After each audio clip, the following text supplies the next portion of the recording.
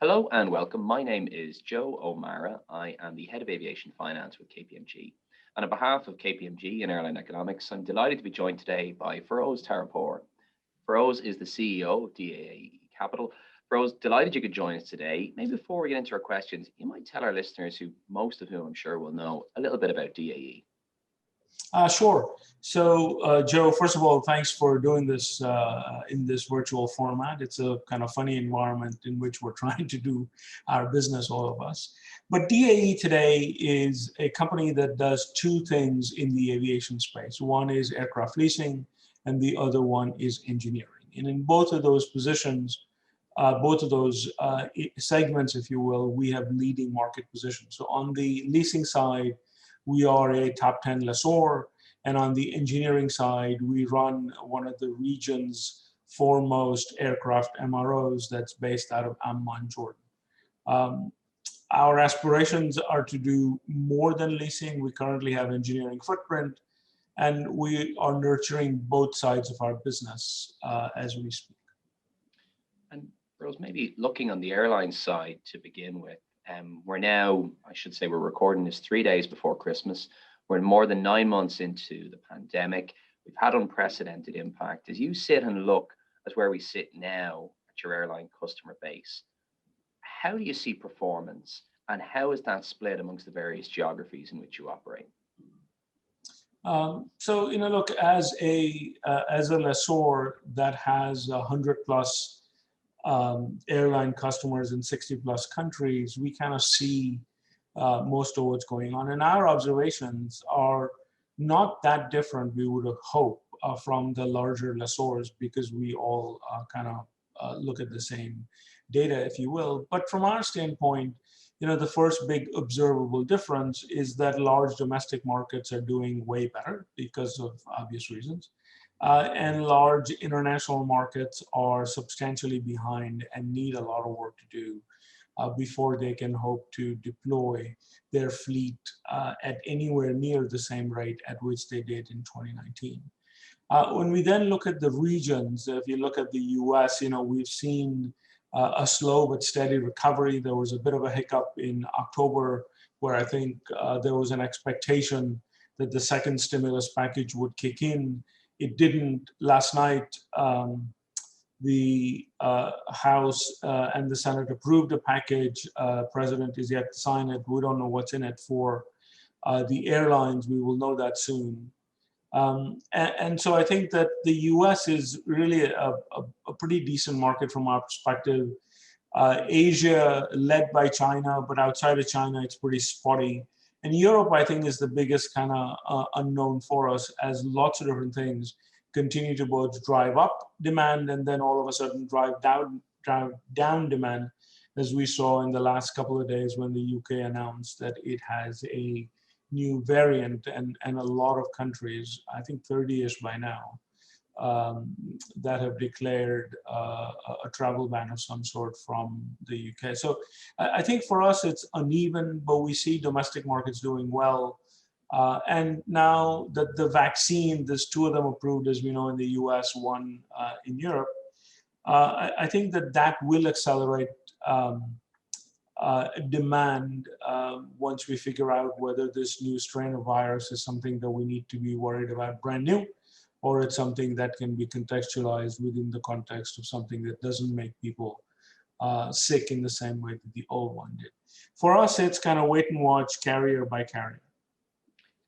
And if you look on that carrier by carrier basis, we've seen, given the level of distress, probably a surprisingly few number of airline failures or formal restructurings. Has that surprised you, or is it the fact that government support has been so strong? And what's your outlook on that airline failure perspective over the next 6 months? So just to level set, I think there's about 35 or so airlines that have either declared bankruptcy or entered restructuring of some way, shape, or form since the onset of the pandemic. There's about 1,800 aircraft that have been that are part of the fleet of those airlines, and I think from our perspective, that's of course more than normal. but I don't think it's that much beyond kind of what we would have expected, for the simple reason that what is causing these events is a outside health event that most players hope will be contained and people can get back into things. So it's not like there was gigantic fundamental mistakes that people make and now somebody has to pay a price for it, but it's the expectation that an unfavorable environment that has been hoisted on them is going to be addressed through science, through policy, through governmental actions that will then allow them to do what everybody believes is going to happen, which is a resumption of air traffic demand in the trend that we had seen for the 40 years before that, including various hiccups that had happened in previous periods. So I think that most companies have found a way, either through governmental support, ownership support, or discussion with lenders and lessors to kind of, for the lack of a better word, hang on. Because once they are past this period, there is no doubt that demand comes back in a way that they can take their value propositions forward. Now, as we look at that number for us, we think that there's maybe 5 or 6 more airlines that are kind of vulnerable, but we don't see this as a tip of the iceberg kind of situation. We think it's a situation that most people have assessed relatively well by now. I think a lot of people were optimistic in March and April of last year, or sorry, of this year, but there's a very realistic assessment now of what is likely to happen. And if you look at maybe the new transaction side for O's, you guys have obviously still been active, announced the recent American deal. What are the metrics you're looking at in terms of new transactions and assessing airline credit, the value of a transaction? And has that evolved or changed fundamentally as the crisis has hit us? Yeah, I mean, so when we look at all of that, we look at it in 2 kind of buckets. One is the interim bucket. So what should we worry about whilst this pandemic is going on and whilst this major restriction on demand is in play?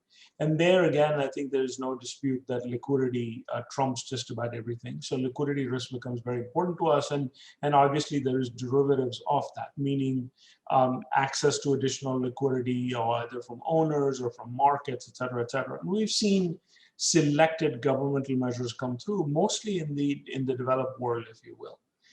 And then beyond that, I think we keep an eye on not only just the normal stuff, but on market positions as well. So there are some airlines we would observe in this period have actually grown market share because they have maintained a schedule. They've seen people gravitate from other airlines of choice to them. They have maintained their payments with lessors. They have maintained their brand identity, et cetera. So I think those are important differentiators for us, because we've always had a full-time credit group that has looked at all of that in a fully diversified portfolio. Now, I think it becomes more and more important that the credit that we extend to today are to individuals or to companies that have protected their franchise position so that they will emerge kind of victorious as we go past this stage of our industry. And in looking then on the financing side for lessors, what are your thoughts around where the traditional aviation bank market sits and also where the capital markets sit for lessors? And obviously, you've done a very interesting recent transaction that we'd love to get your thoughts around the Sukuk as well. So just the bits you've done, your view on that market, but both in terms of the capital markets and the more traditional debt side. I have to say, I've been amazed at how efficiently the capital markets have functioned throughout this whole pandemic period.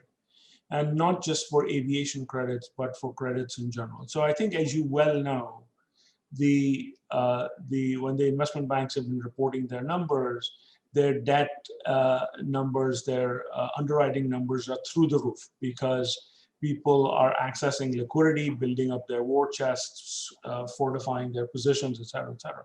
And if you look at, for example, early in the pandemic, when Carnival Cruises, which had every one of their liners grounded, raised money, they raised money again. it has been remarkable that capital markets investors have been able to price um, just about any kind of risk, and lessors in particular have been accessing the market on a very regular basis. And just as a reference point, you mentioned our transaction. We went to market 2 weeks ago. We wanted to do $500 million, and our book was just about $3 billion from a global base. And this is not unique to us. There is investor demand for what they feel are solid franchises that can deliver kind of value over the long term. So I think the capital markets are wide open.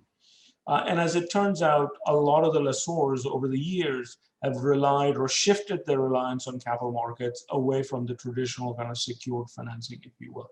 Large ones, other ones don't. And I think that in that market, we see a few hiccups. So I think that if you look at what has happened, and this is no different than other down market cycles in the past, all the fair weather aviation banks are retreating to the sidelines. Either they limit their exposure, or they reduce their exposure actively, or they put pricing in a way that it doesn't make any sense.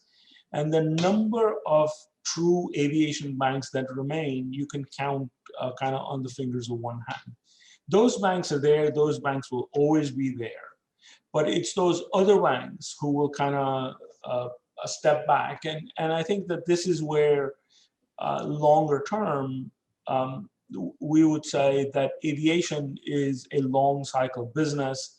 If you're going to be in it, make sure that you understand that you have the stomach to deal with the bad stuff as well as the good stuff. Because if you're not here during the bad times, what value do you add for being here during the good times? And kind of simply increase the volatility of the underlying business. Financing in general is available. And I think we would say that bankers should do what is natural, which is to adjust the price of liquidity and capital to what's appropriate, as opposed to kind of shut it, either keep it open or not keep it open. And we see the capital markets being supremely efficient there, and the banks maybe less so. And another prong to the capital markets is for aviation has obviously been ABS, which has come back in a very real way over the last 4 or 5 years. Over $10 billion of aircraft funded last year. It's been a channel you've used a reasonable amount over the last few years. What's your outlook in relation to ABS, both in terms of the structures that are there and how soon it might reopen? The ABS market is a very interesting market for us. We have used that market to efficiently do some portfolio allocation and also to build our investor base and also our managed asset business. So it serves many purposes for us. And we think that that market, which is closed at the moment for all effects and purposes, we need to, as an industry, make an active effort to make sure that it kind of comes back online sooner rather than later. Now, it's fair to say that this market kind of didn't exist in its current form 3 to 4 years, 5 years ago.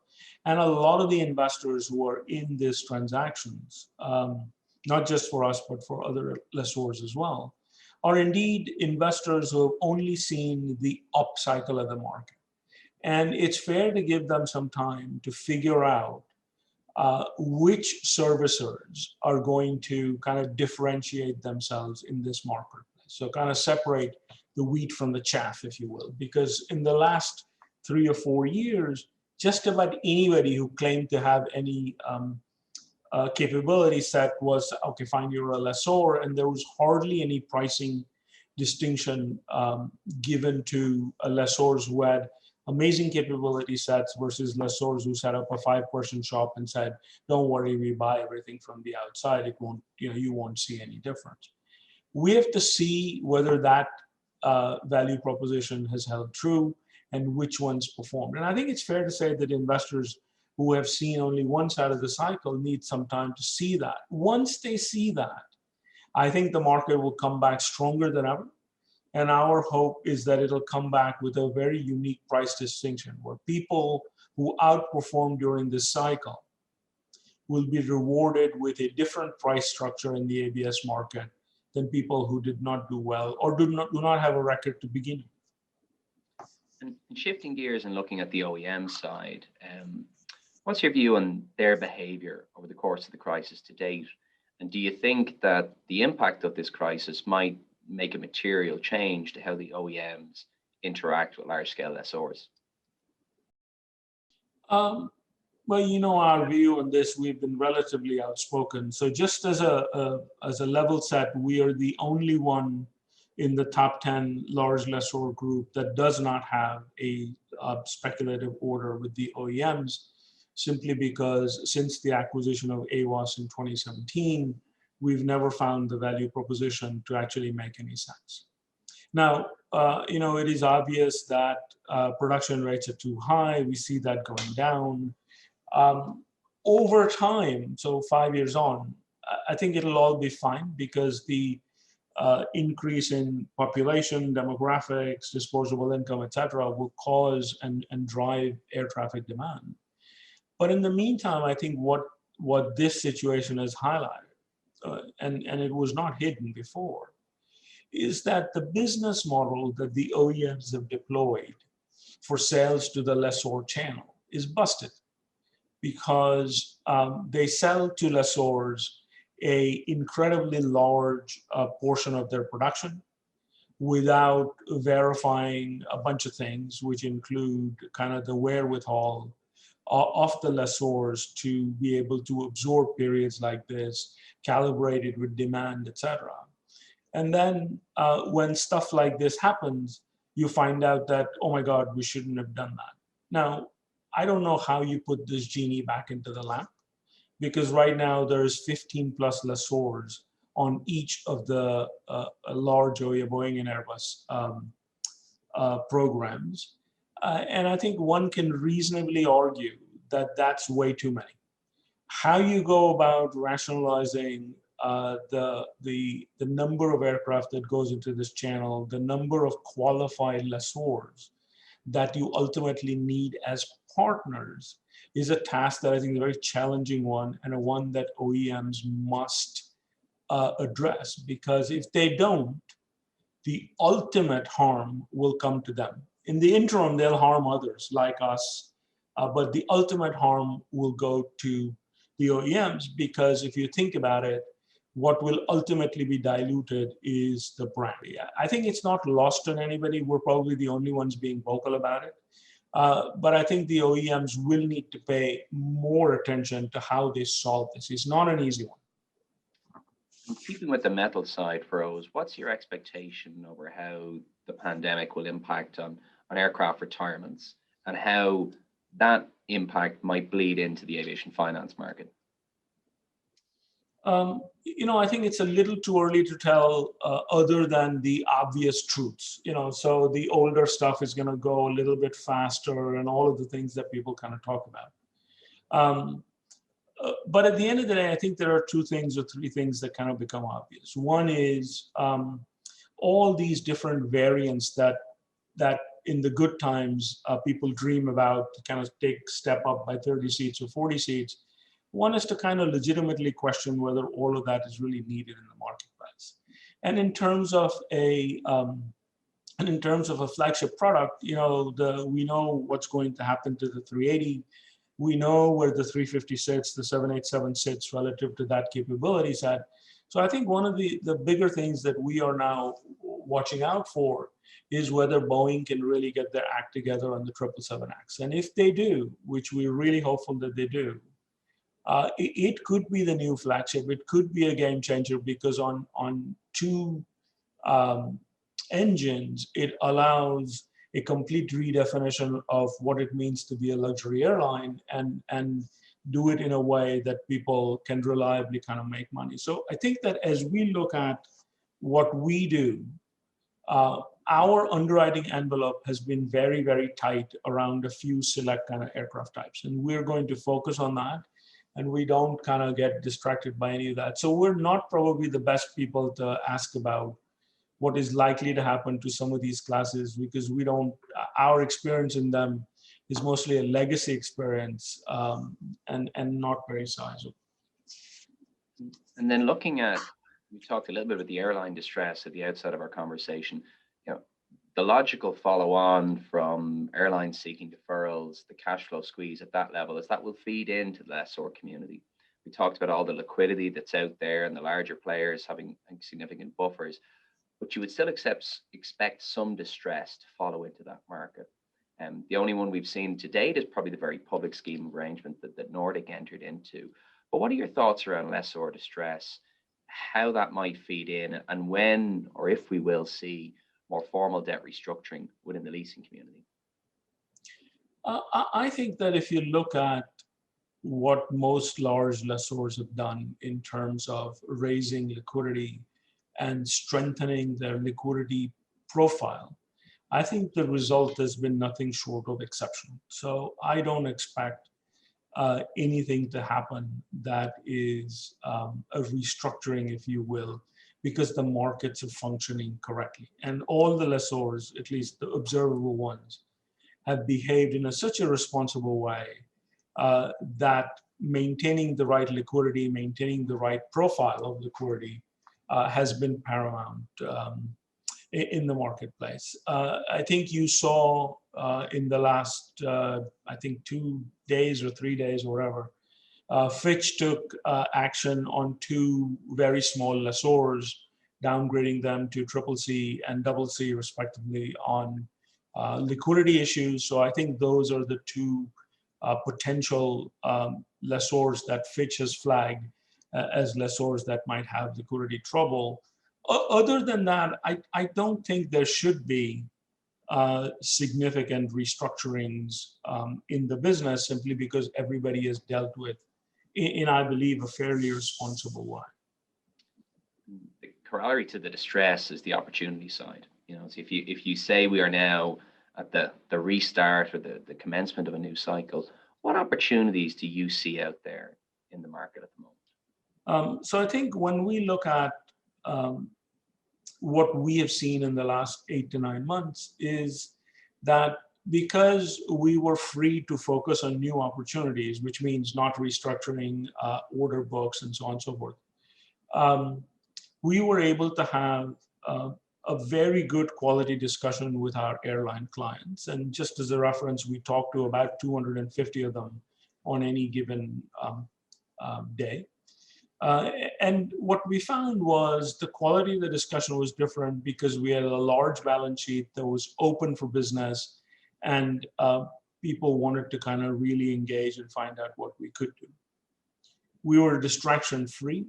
And what we found was that those attributes, which had taken a backseat in the last 3 or 4 years because price kind of drives a lot of economic behavior, that was no longer the prime motivation. What was the prime motivation from airlines seeking solutions was a lessor who was established, credible, reliable, and would be there with 100% certainty on the closing date with the cash and the structure that they had committed to do. So we have found very good underwriting opportunities. We have taken a few of those, and I think we have foregone others as well because we want to kind of grow in a very measured sort of way. If we wanted to, we could have underwritten a lot more than we actually did.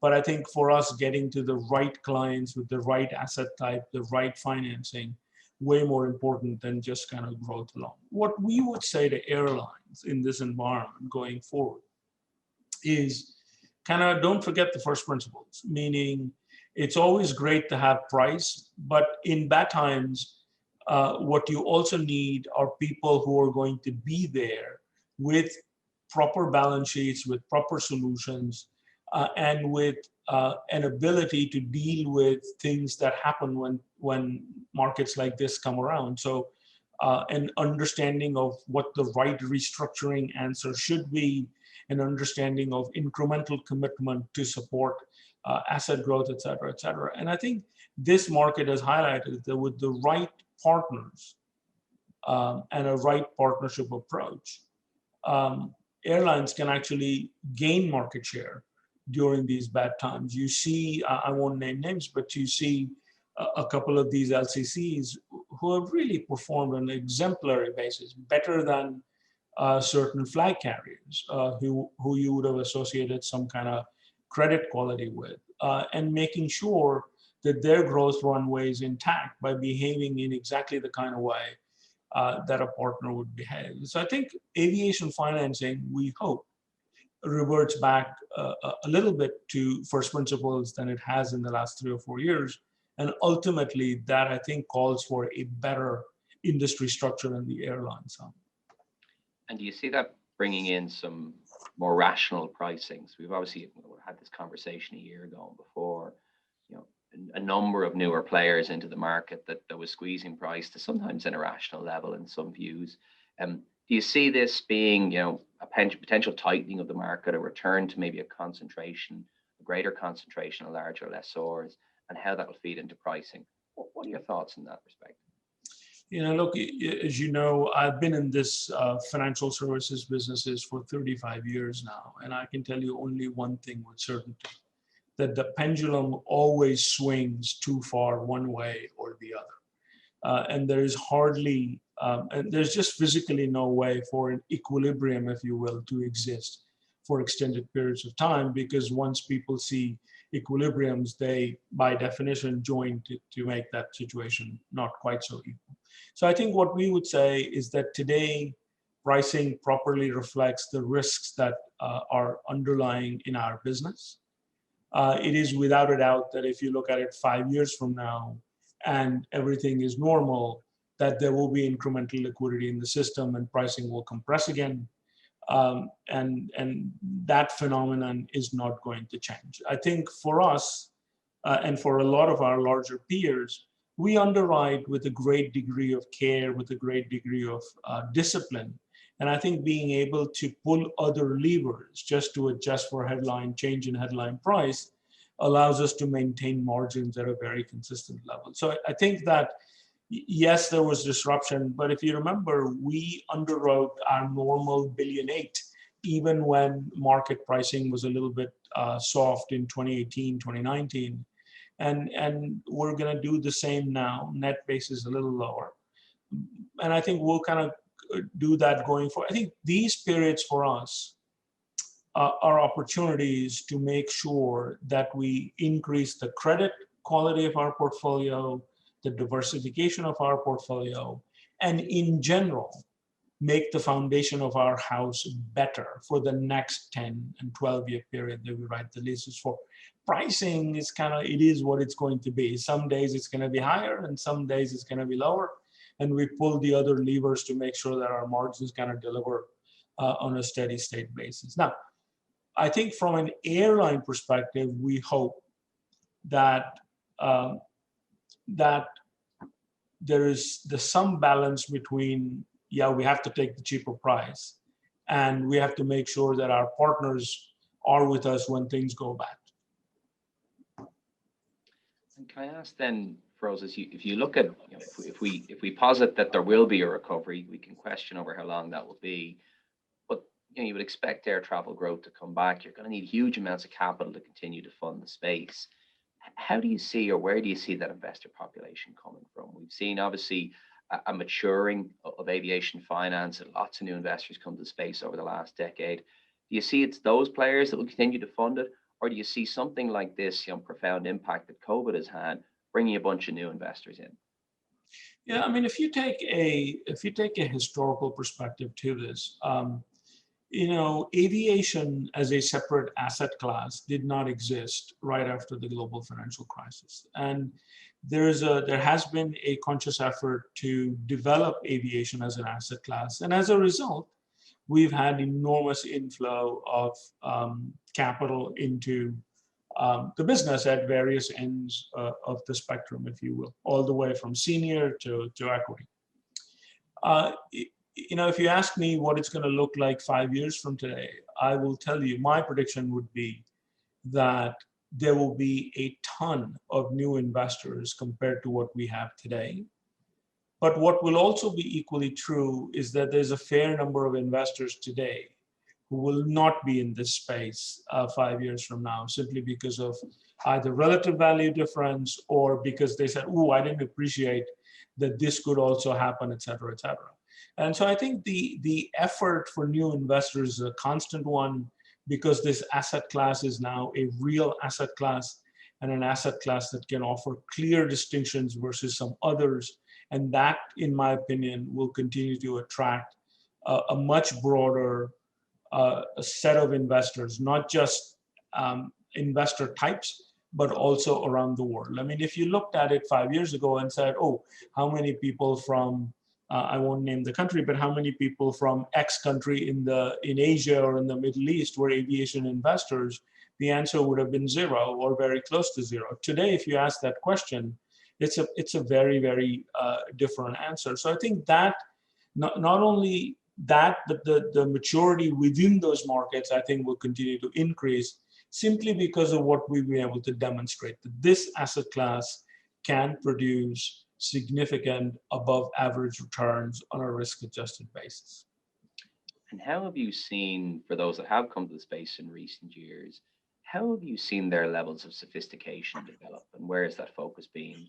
Has it been around the airline credit, the type of asset, the lease manager? Where do you see the predominant focus of investors, and where do you think it should be?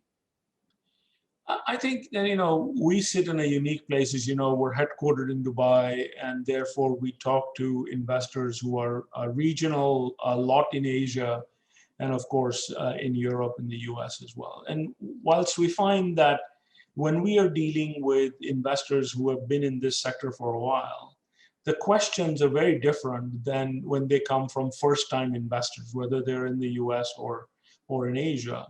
And what we find, though, is that paying attention to the first-time investors in the same exact way that we do to seasoned investors is actually very, very helpful, because these are the guys, the more we help them understand the risk that they're about to take, the more conviction we can help them develop around the pricing that they expect for that. So I think we find that this is not something that kind of is an automatic thing. You can't just wake up one day and call yourself a knowledgeable person. You have to kind of ask the basics, what is a lease, and then build your way up to, what's the ultimate kind of risk assessment for the slice of the capital structure that you want to invest in. And I think that is an ongoing effort.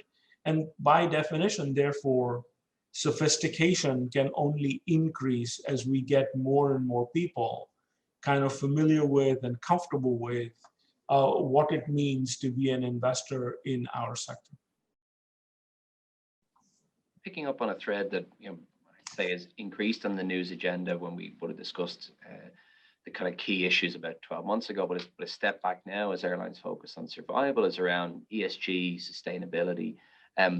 Where do you see that going in the medium term from an aviation perspective, as we come out of crisis mode and return to maybe a more normal business environment? And just a second prong to that question is the sector as a whole, and I would take that to be lessors, OEMs, airlines, doing enough and putting out a message around the good things that are being done to help manage climate change? Yeah, I mean, look, from our perspective, ESG is not going anywhere. ESG is here to stay. ESG is real, valid. There is a very large pool of funds that is directed by what issuers do or not do on ESG. And I think our underlying commitment on all of those issues is kind of in that same direction. I think what is perhaps the biggest challenge for us as an industry is to deal with this automatic conclusion that if it's aviation, it's bad.